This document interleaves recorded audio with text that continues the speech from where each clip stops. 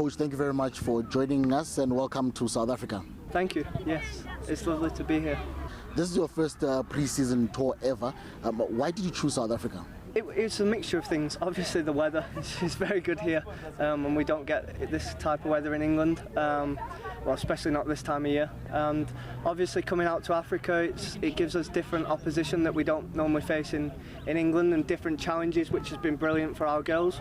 And then the flip side to it is we can do things like we're doing today with Discovery. We can create role models for young females to try and bring the game on in South Africa as well. You've been in the country for a couple of days. How has the tour been so far for you guys? It's been absolutely brilliant. I mean, everything we've done so far has been fantastic. Everybody's been so welcoming, and from our point of view, we're taking every experience as a positive. So it's really is a good place to be at this minute in time. It was important because we brought in 9 new players, and as you know, when you bring in a new squad, and we completely revamped the squad, we needed to get a togetherness. So it wasn't so much about results, it's more about getting the girls together in an environment where they're together all the time. They can learn about each other, they can train in some good weather, and just genuinely enjoy themselves with less pressure on them, without the media in England looking at them. So it's been a fantastic trip so far.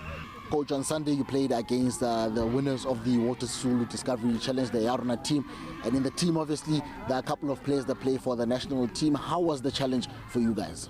I mean, the game was, with the addition of the national team players, it was harder than we expected. If I'm honest with you, we didn't anticipate how high up Johannesburg is, so the altitude up here is different, so our players are still adapting to that. So it's almost like altitude training, which again will benefit them, but it makes it difficult when we were playing.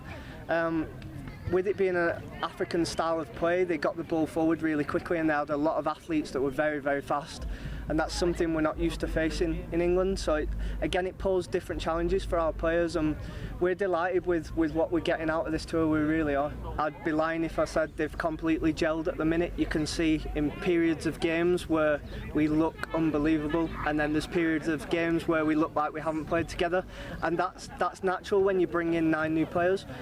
So we're constantly learning as a group, as coaches, as my coaching staff. We're always looking at everything, analysing everything, looking how we can improve, because a club like Liverpool, we always want to strive to improve. Coach, there are very few South African players that ply their trade abroad, especially in Europe. Maybe looking at how they've been playing, looking at your observations so far in the country, where do you think our players need to improve so they can be able to attract interest abroad? The African players are very direct, technically good players, but they get the ball forward quickly because they utilise their assets, which is their athleticism and their pace, where they can go in behind teams. And that's something that in our country we have fast players, but nothing on that sort of scale, which causes our team, then we have to think about defensive responsibilities, and educates us both on and off the field on how we deal with different situations in games. I think the environment that they're in, with them not having a competitive league, makes it difficult, because if you're not playing competitive games, you can't keep developing yourself. So I think that would be a stepping stone and an improvement for the players if they had regular sort of teams coming over, that they could play regular competition. I know the national team trains sort of pretty much full time, and they can play these national teams, but it does offer. It's very different, that you can't compare the women's game to the men's game. So in the men's game, the national team would never play a club level team. But because the women's game is a developing team, and teams in Europe are slightly ahead of Africa at this minute in time, I think games like us coming over and utilising us playing each other, different opposition, would benefit it.